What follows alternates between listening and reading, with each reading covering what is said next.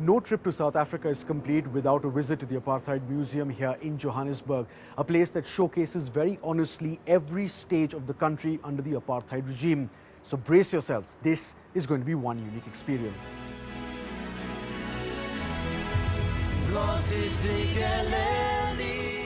Did you know that racial segregation in South Africa is as old as the 17th century when the first Dutch settlers arrived in the country?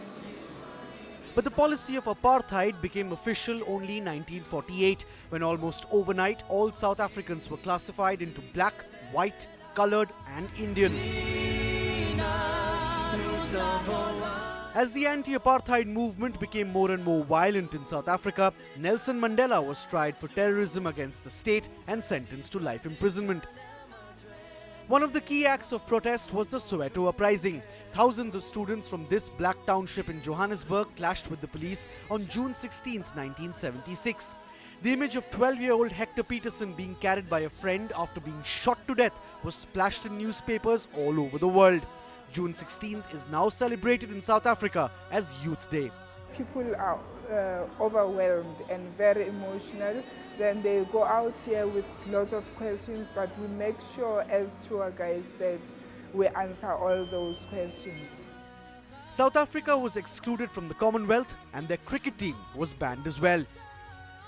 Finally, in 1990, President F.W.D. Clark began negotiations to end apartheid. That culminated in Nelson Mandela's release from prison. He would eventually become the first black president of South Africa. Today, South Africa is a well-developed country where the divisions have vanished, but the people are still trying to exorcise the ghosts of the darkest period in the country's history.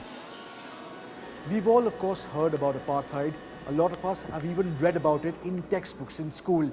But a visit to the Apartheid Museum here in Johannesburg really hits you smack in the face, proving just how big the segregation and the divide was between whites and coloured people. Thankfully, apartheid today exists in the only place where it belongs, here at the Apartheid Museum. In Johannesburg with Jaideep Bhandarkar, Akash Das Gupta for NDTV.